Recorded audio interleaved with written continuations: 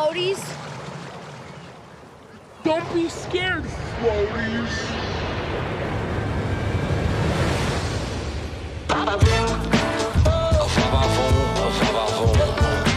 Walk the walk when I walk the street. Can't talk the talk if the talk is cheap. Just loosen up, it's a gorgeous thing. I gotta wake 'em up to enjoy the dream. This is hot vibes, living lavish. Ooh, I gotta have it. This is how we make it move like ooh, va va voom, va va voom.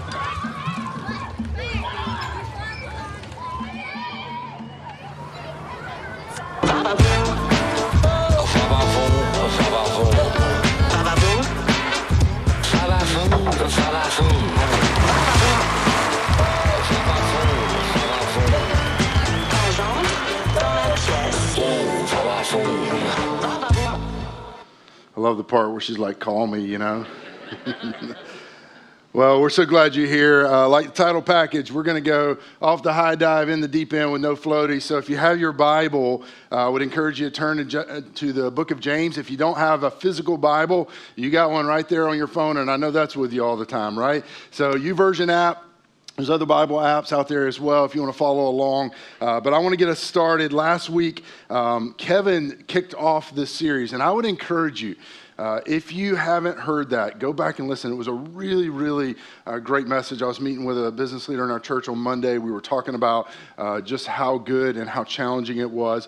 But he started us off with the words from James, the brother of Jesus, that says this. It says, "Consider it pure joy, my brothers and sisters, whenever you face trials of many kinds." And that word trial in many translations is translated challenge.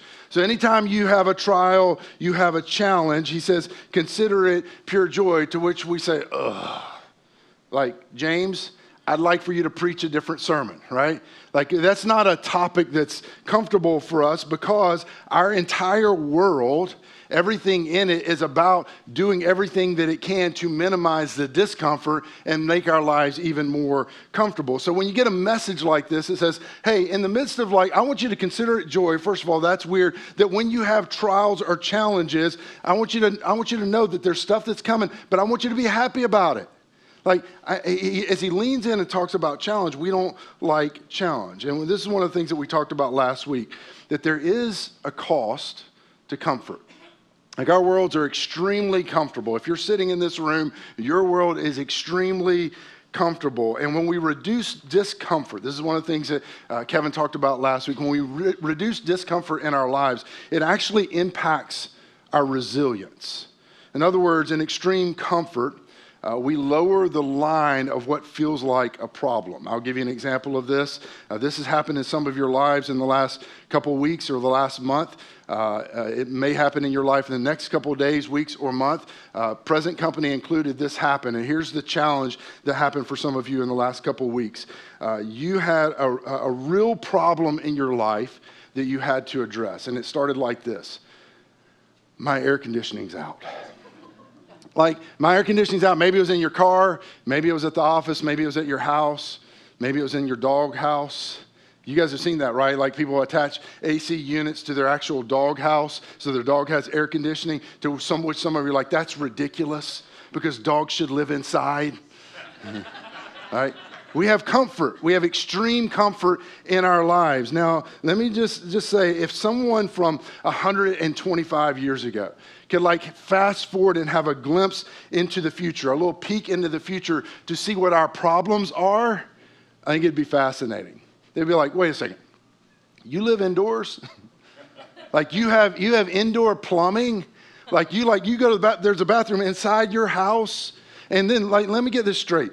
On really hot days, you blow cold air into your house because you're hot, and you swim in a pool outside that's not a pond because it's hot, and you blow cold air into your motorized vehicle that's moving down the road at 60 miles an hour unless you're on 485. Wait, let me get this straight. Your outdoor dog, that's where they belong, lives inside and has anxiety meds. Listen, don't hear what I'm not saying. I'm here for it, man. I like air conditioning. When it went out in my house a couple weeks ago, I did not enjoy my life as much, right? And listen, I love my indoor pets. I like them more than most people, right?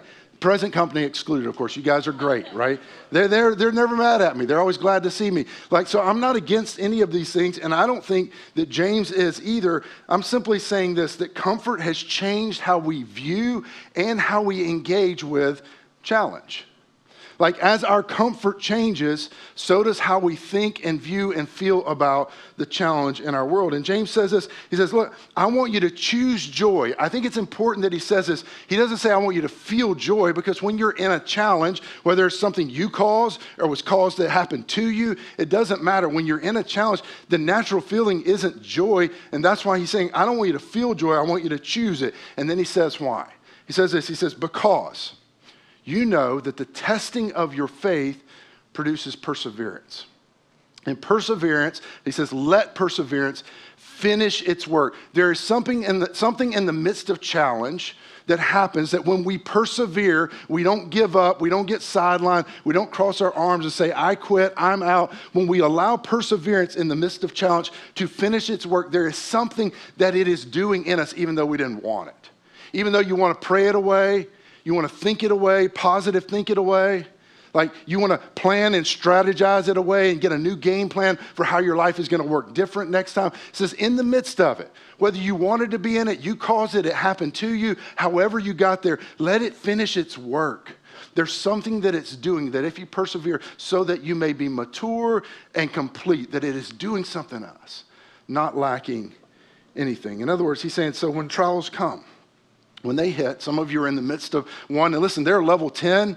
On a scale of 1 to 10, they're level 10 and level 27. You know what I'm talking about? They're level 1. Regardless of the kind of trial that you're in, he says, when it hits, not feel joy. This is why people that read the Bible, they're like, that stuff doesn't make sense when they're out on the outside looking in. He's not saying feel joy. He's saying choose it. And here's why. Because even in challenge, if we persevere, James is saying that there's an opportunity on the other side of the challenge for you and I to become a better and a different, a more holistic version of ourselves. And so essentially last week, as we leveraged the challenge, we said in the midst of challenge, there was a challenge, and this is my words, not Kevin's words, but essentially last week's challenge was this, to grow through it when you go through it. You're going to go through some stuff in life because we live in a broken world.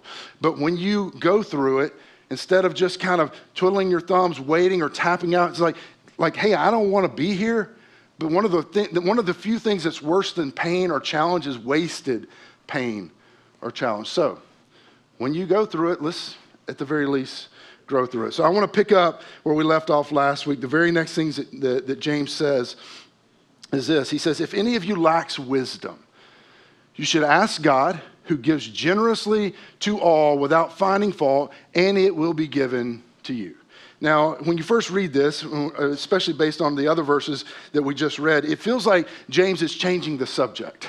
I think he's in a new thought. But he's not. The context is still challenge. And this is a promise. In the midst of a group of people that are facing challenge, James is coaching them, teaching them, pastoring them on how to deal with this challenge. And this is a promise. Now, I want you to imagine that you're driving and you have a flat tire on the side of the road.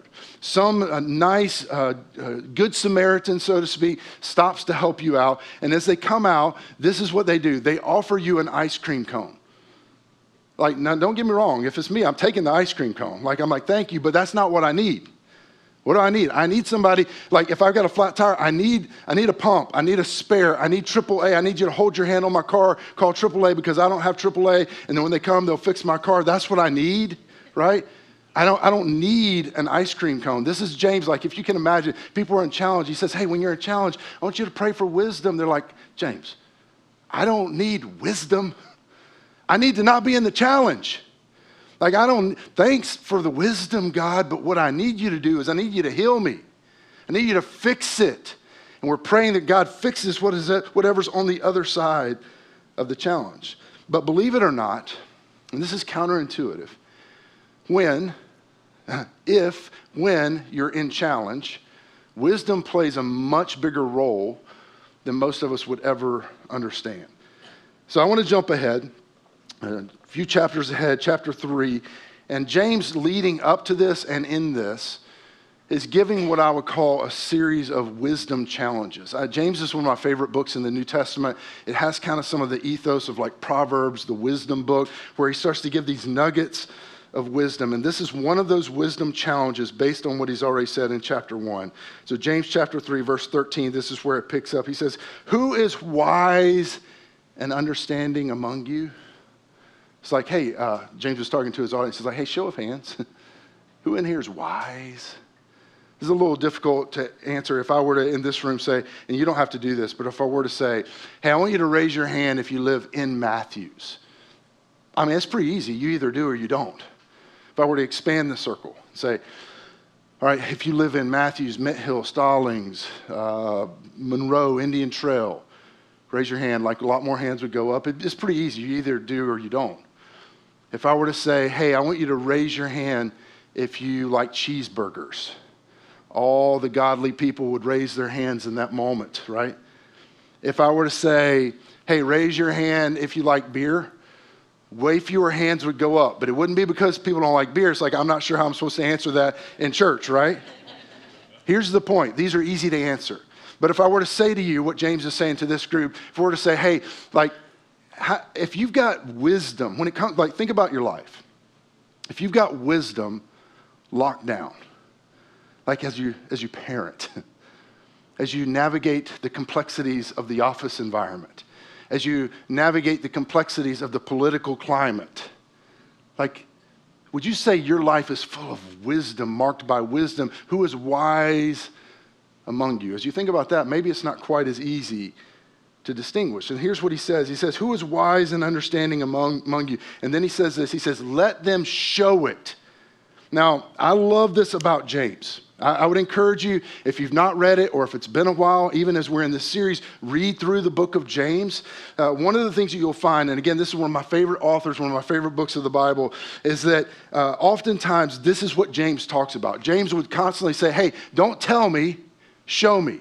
Like, I don't want you to talk about it. I want you to actually do it.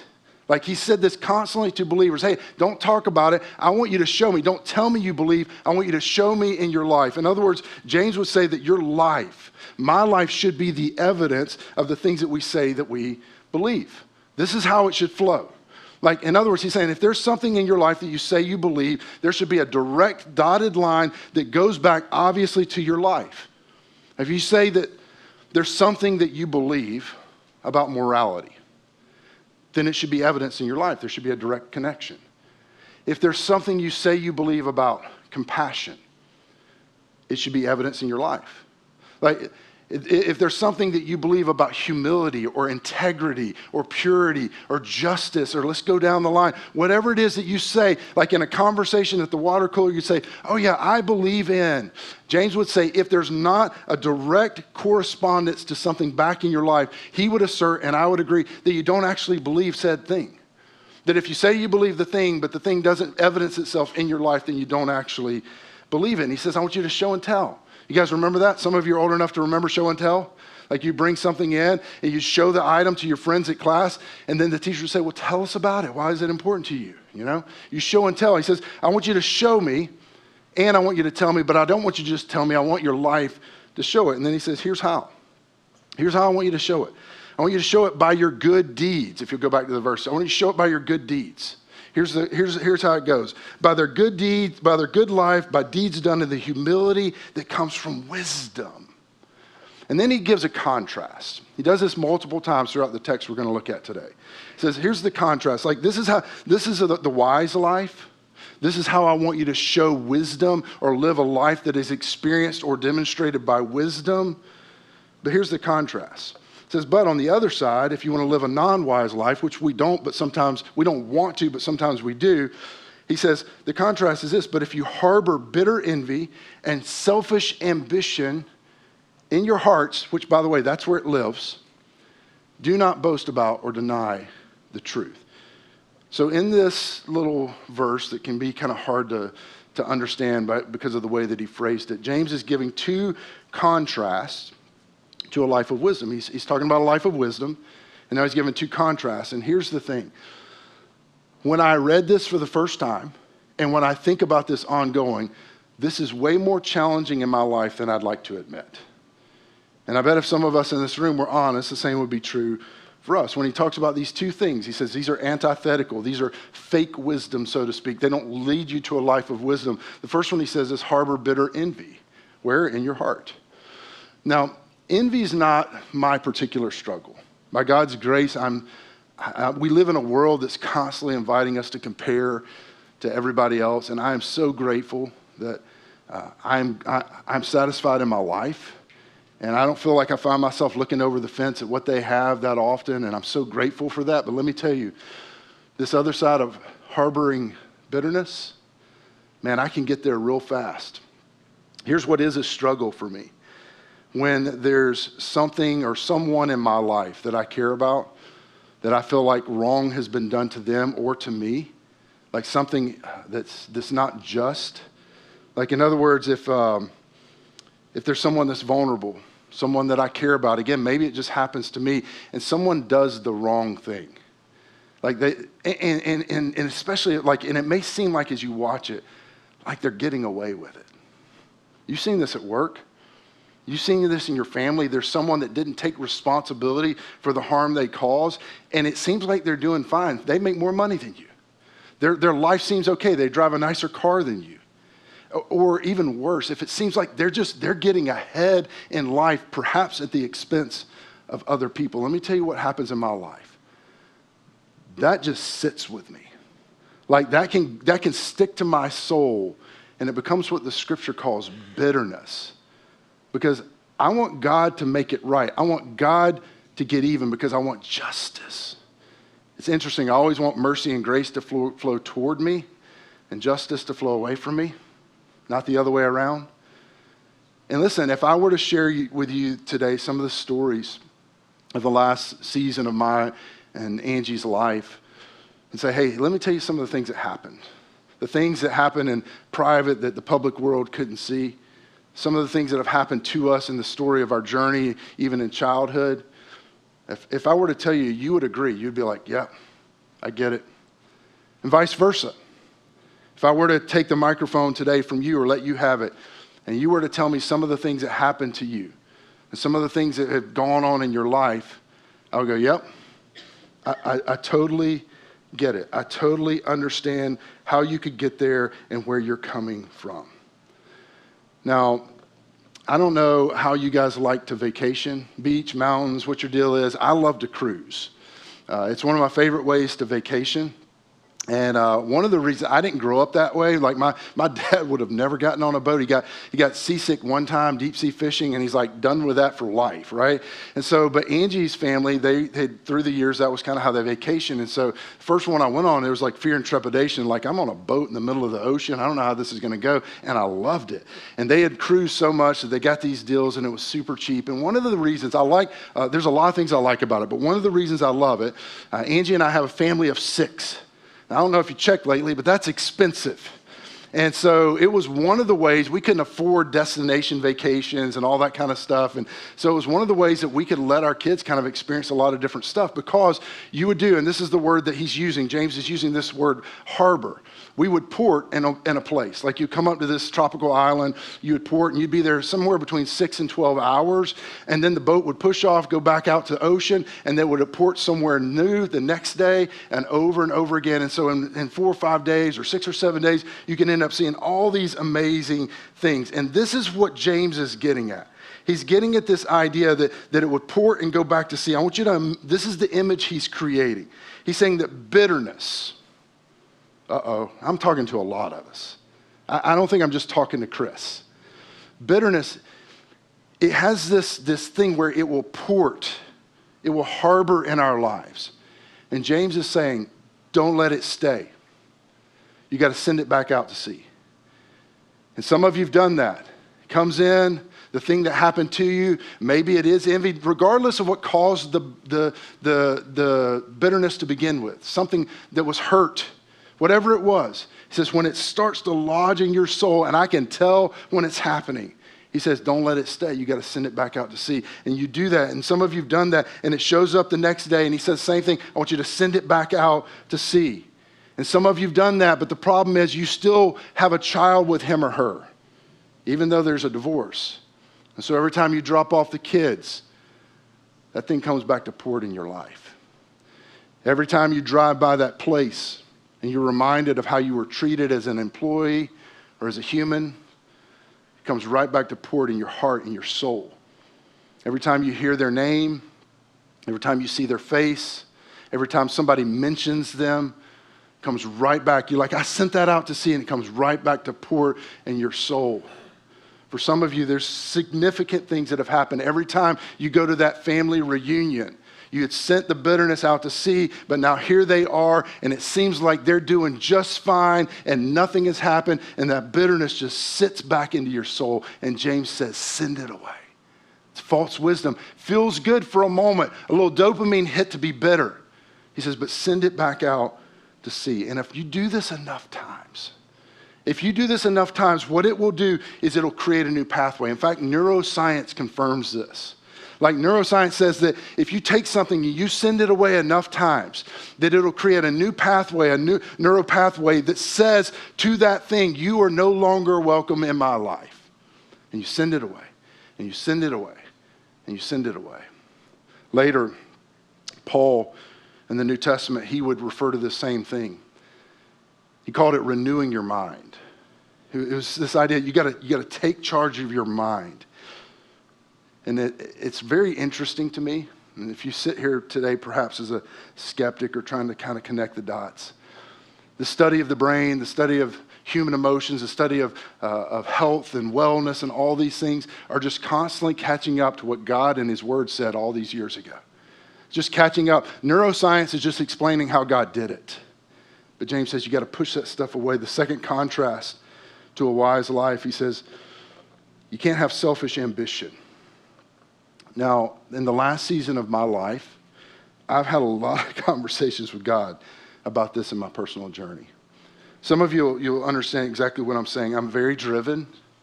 I dream of more. I dream of next. I dream of making things better, finding better ways to do things.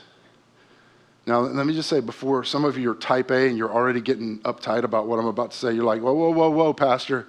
If you're about to tell me not to have ambition, I'm not going to do it. Like some of you, like you're literally trying to hire ambitious people in your organization. You're trying to inspire ambition in people in your organization. You're like, if you're about to tell me ambition is outside of the Bible, then I'm going to be out. And so let me just kind of let you down easy before you dismiss James or the Bible. I'm not saying not to have ambition. One of the first things I look at when I'm hiring, depending on the position, is a person's ambition score. But here's what I'm saying, and I think this is important. I get it. I'm with you, but there are two different types of ambition. There's what we would call selfish ambition, and there's godly ambition. Now, you won't find this word, godly ambition, in the scripture, but you will find these two categories very clearly outlined and often in contrast to one another. And here's the problem. This is the conversation I've been having with God. I got to a place where I couldn't tell which one I was in. Like when I was dreaming of the thing or whatever it was, be it for my family, for you guys, for this city, whatever, I couldn't tell, like, is this about me or is this about something else? And let me just frame it a little different. Some of you may say, hey, I'm not sure I'm there on the Jesus thing. Selfish and godly ambition, is it about you or about others? Like even if you say, hey, I'm not sure I'm here to serve God yet, the life that is all about you is not a fulfilling life. Try to live it. You'll find it out. It's a boring life. It's unfulfilling. But for me, a lot of times I can't tell where the bleeding edge is. Is this about me? Is this about God? And so I want to give you how I have learned and am learning to distinguish this. This is my question. I made this up. It's not in the Bible. So if it's not good, blame it on me, not on God. Here's the question. Is this ambition building my brand or God's kingdom? When I'm wrestling with ambition, this is the question I ask. Is this ambition, this thing on the other side of it, if it happens, if it's achieved, is it building my brand or is it building God's brand? Now, let me just give a quick caveat. I don't have a problem with a person building a brand or a business or even a ministry. I actually think it's just really, really smart. But the question is, or the challenge is, if you are a follower of Jesus, and many here today, you would say that you are. The challenge is this, your brand, James would say your life. Your brand, your life should build his kingdom. says these two things are in contrast. He continues to a wise life. He continues, he says, such wisdom, in quotes, because it's not real wisdom. It presents as wisdom in your life, but it's not. Such wisdom does not come down from heaven, but is earthly. Its origin is not with God. It's unspiritual. It's demonic. That's pretty strong. For where you have envy and selfish ambition, there you find disorder and every evil practice. This is such a strong warning from James to believers. He said, hey, look, when you allow bitterness, envy, to harbor in your life, when you allow selfish ambition, you know what it is? It's about my dreams. It's about my purpose, my life, my future, my success. It's not about others. He says, when you allow these things in your life, he says, and this is so strong, he says, their origin is demonic. Now, when I read that, I got to be honest. This is the first thing I'm like, okay, really, James? Like, you could have just said they're not good. Like, that feels like strong. And then I sat with it. I literally had my Bible open. I was sitting with it. I'm like, why did he say that? And then this hit me. You know who the first one with selfish ambition was? An angel named Lucifer, who was created to serve God, but had an ambition to become God. And he says, when we allow these things to settle in our life, he says, trace the family tree, because it's going to take you back somewhere that you don't want to go. And then he gives another contrast. He says, but the wisdom that comes from heaven is first of all pure. He says that in other words, it's objective. It's not affected by our emotions. It's not affected by circumstances. It's not affected by personal experience. Then peace-loving, considerate, submissive, full of mercy and good fruit, impartial and sincere. And then he says this, peacemakers who sow in peace reap a harvest of righteousness. James is saying that in challenge, because challenge happens in us, around us, in our world, in your home. He's saying this, when challenge happens, in the midst of challenge, peacemakers sow peace. When everyone else is building parties, when everyone else is building camps, when everyone else is building echo chambers, when everyone else is building walls, he's saying there are some peacemakers, and these are the people that get the wisdom of real life. He says the peacemakers are busy building bridges. And in the midst of chaos, where they could sow seeds of chaos, they're sowing seeds of peace. And he says this, when it happens, they'll reap a harvest of righteousness. This is the image he's creating. That when you sow peace when everybody else is not, he says it's going to change the landscape. Something's going to grow that changes the view and changes the atmosphere. And then James, he drops in. He gives us a valuable insight on handling trials or challenges in our lives. And this is what he says. He says, what causes the fights and quarrels among you? He's like, don't answer. Let me answer.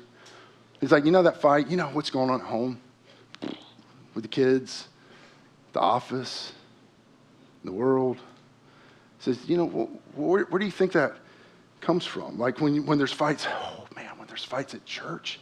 You mean there are fights at church? Are there humans at church? He says, you know where that stuff's coming from? He's like, don't answer, I'll answer. He says, I'll tell you. He says, don't they come from the battles within you? This is such a big deal. And he's dropping such wisdom that we would be wise not to miss. This is a huge insight into our culture. And he continues, he says, you desire, but you do not have, so you kill, you covet, but you cannot get what you want, so you quarrel and you fight. And I'm sure his first century audience was like, we haven't killed anybody. It's like if I tell you today, it's like, okay, James, I haven't killed anybody. But sometimes we've killed relationships. Maybe you've never killed a person. We've killed opportunities. James is putting this zoom lens on our life, and this is so important. He's saying, is it possible that some of our challenges start within us? They're created by us because we aren't getting what we want. We aren't getting what we want in the political spectrum. We aren't getting what we want in the parent-child relationship, in the marriage, at work. This is brilliant. We don't think about it. He's like, isn't it true that some of the challenges, because we're stamping our foot, because we didn't get what we wanted? Then he continues, he says, you do not have because you do not ask God. I bet this was offensive. He's talking to a group of people in challenge. He said, you know why you're in challenge? You're not praying. Like if we said that to you today, some of you are like, Chris, that's the only thing I've been doing. Like in fact, I've prayed so much and God's been so silent. Like I'm picking up the phone calling and all I hear is him breathing on the other side. Like some of you like, I prayed so much, I'm starting to wonder if he's even there. He's saying to a group of people in challenge, you do not have because you do not ask God. And they're like, we've been praying, we've been asking. And here's the thing. I don't think James is saying that they weren't praying. He's not hinting at the fact that we're not praying, but instead he's hinting at the fact, and this is such a big idea. He's hinting at the fact that maybe we're praying the wrong thing. Saying oftentimes our prayers ask God to only address the external thing. And there's nothing wrong with that. And sometimes God changes the external. But rarely do we ask God to address what's in us. And this is what he's getting at. If I can paraphrase, this is what James is saying. Sometimes the challenge we are in is directly related to what's in us. To which some of you mentally will argue, you're like, whoa, okay. Well, Chris, that divorce happened to me. They had an affair. Chris, I didn't do anything wrong and I still lost the job. Chris, I got cancer. That didn't happen in me, that happened to me. And here's what I would say. I understand that not every single challenge that you and I will face in life is something that happens to us, but happens in us. There are things that happen to us, but many of the challenges originate from within. And let me say this as well. When the challenge is external, even how we respond to it will be based oftentimes on something that's happening and connected to what's within us. So I want to give you an illustration, and then I'll give you a couple of challenges and we'll be done. How many of you are familiar, you don't point, but you're familiar with the term helicopter parent? A little snicker. You're like, where are we going? You'll see. So there's a new term. That's like the outdated one. It's evolved, right? So the new term is lawnmower parent. And some of you have never heard of that. There were some on my team that hadn't heard. It was pretty divided. And so I want to give you the definition of a lawnmower parent. A lawnmower parent is a mother or father who proactively eliminates obstacles, frustrations, and potential failures from their child's path to guarantee immediate success and happiness. Now, if you were internally arguing with this right now, you might be a lawnmower parent. Like you're like, that's not a thing. Now, let me tell you, this is what the idea is. The lawnmower parent literally mows down anything that could touch, challenge, or cause discomfort for a child. We handle their disagreements for them.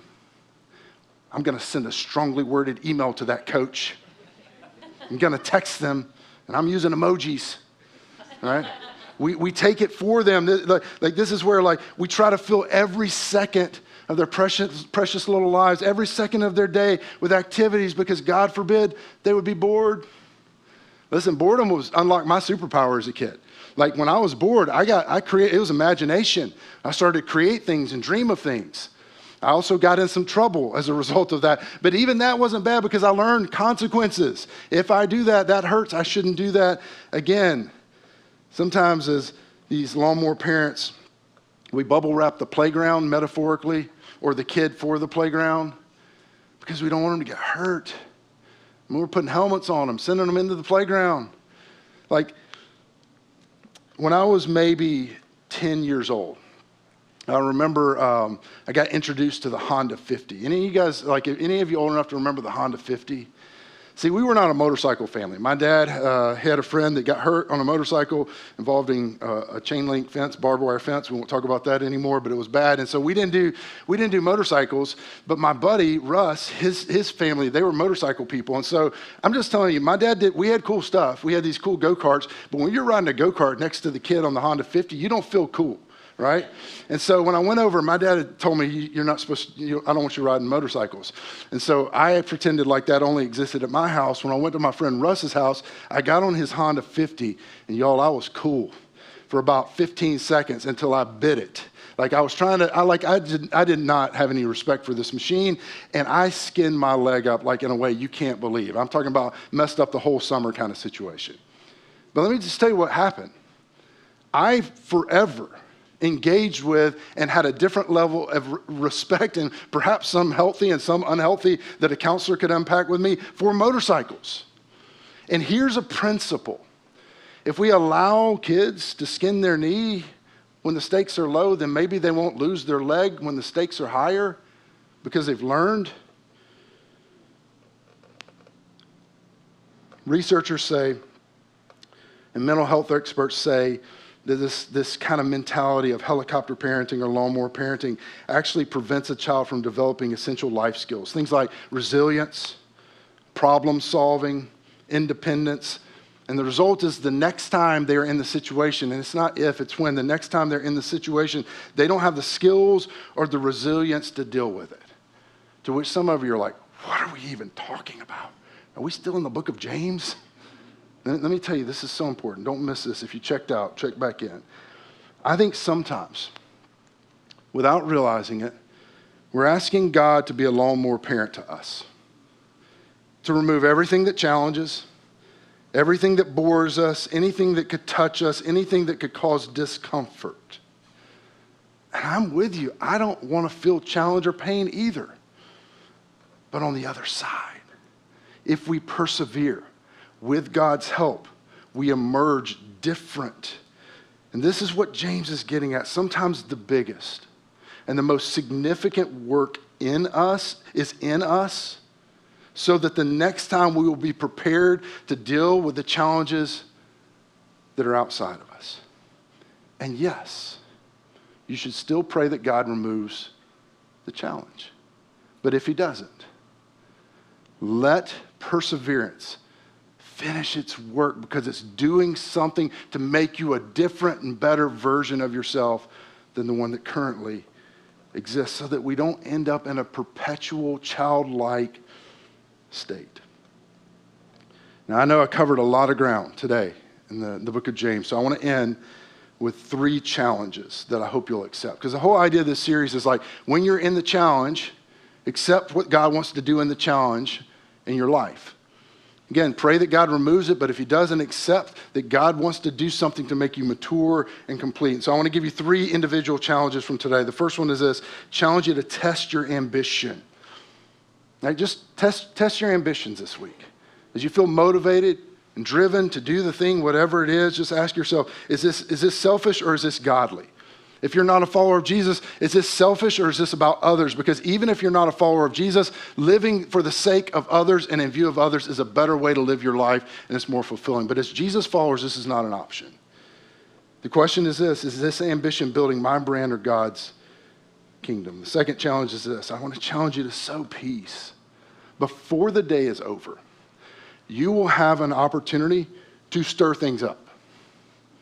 Like, it's just like there, and it's low-hanging fruit. They're everywhere. Don't do it.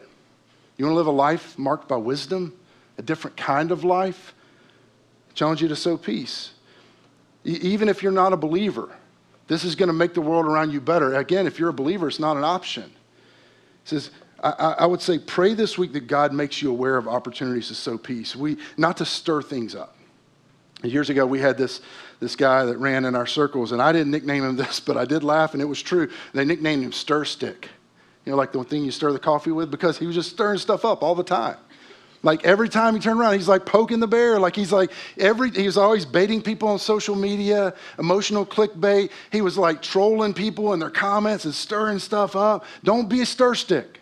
This is what James is saying, like, sow peace. The next moment that you have as an opportunity to stir something up, you want to create a new neural pathway, then sow peace. In other words, sow peace, you will reap a harvest of righteousness. It will grow into a different kind of atmosphere around you eventually. The last one is this, and this is the hardest one. I challenge you to address what's in you, not just what's around you. I encourage you to take a picture of this. Take it with you this week. Challenge is to address what's in you, not just what's around you. Let me say this. For some of us in this room, maybe this is your story current, maybe it's your story past, maybe it's an ongoing struggle. You've turned to some form of external comfort to address the internal discomfort that you feel. It's a dopamine hit. I mean, every time we go to something external to address what's going on inside of us, there is just a moment that dopamine makes us forget or not feel it, but it's temporary, and then it comes back, and so we got to get another dopamine hit. For some of you, this looks like sports gambling because it's so accessible in your pocket. It's one of the fastest growing addictions in our world. It's just a quick hit to escape. For many, this is pornography, and pornography for some, it has nothing to do with sexuality. It has to do with avoiding something that's on the inside, and it's a dopamine hit. Maybe it's that next purchase, one more purchase. It's that next trip to the restaurant, to the refrigerator, and it's a dopamine hit to temporarily, externally address something that's happening internally. It's why there's over-drinking and over-stimulating with drugs or whatever it is. And oftentimes it's to mask what's going on inside. And so here's the challenge. This is so hard. Sometimes we got to pop the hood of our life and just ask ourselves, why do I need external comfort? What's going on underneath? What's going on inside? James says that the battles that we have, most of them come from the desires where? Within us. So what's the cause of the internal discomfort? Is it guilt or something you did, something that happened to you? Is it loneliness? Is it failure? Guilt and shame, the enemy uses these. Is it something that happened to you, or again, something that you did? And look, you may need a mentor, you may need a friend group, you may need a counselor to help you unpack these things and to walk through and navigate and discover. And you'll certainly need some courage, but you'll be glad that you did. And I'm just telling you, this is more than a willpower thing. So pray about it, but pray about the things that are in you, not just for God to remove what's around you. Years ago, and this is my last thing, I heard this quote. I'll never forget it. The first person I heard to say this quote was Andy Stanley. I don't know if it came from him, but I'm giving him credit for it. He said this: change happens when the pain of the same becomes greater than the pain of change. Some of you are there. You've had enough. It's time to change, to step towards a life of wisdom. And for those of you that aren't there yet, put this in your pocket for when you are. And I want to encourage you, some of you are sitting in this room and you're just, as I'm talking about it, you're like, but Chris, if I could just tell you my challenge, you'd realize that pithy little sermon you just said, like that, it's just, I don't know how to do that. I'm just telling you, if you're experiencing something right now that you feel like will never change, you can change. God can change it too, and you should pray for that. But I want to encourage you to persevere. Don't give up. God is doing a maturing work in you. And sometimes God lifts the load, and I'm so grateful for that. But sometimes he makes our shoulders stronger so that the next time that same thing doesn't affect us in the same way. We become mature because of what we persevered through. And so I just want to say it's going to be okay. You're going to be okay. Let me pray for us. Father, thank you for your word. I just am so humbled to be able to teach it. And I'm so humbled that as a creator, that you chose to allow your word to be preserved. And that here we sit all these thousands of years later after it was written down, and it is so relevant. And so today I pray that, God, this would be more than just a moral teaching, but that, God, we be invited to consider the God who said these things. God, I pray for those that are walking through challenge today. Will you meet them in it? Will you remind them, God? For others, I pray that you would remove the thing that just feels too heavy. But when you choose not to, God, will you give us perseverance and allow it to finish the work of maturing us in the way that you see fit? We love you. In Jesus' precious and powerful name we pray. Amen. Well, I want to thank you guys for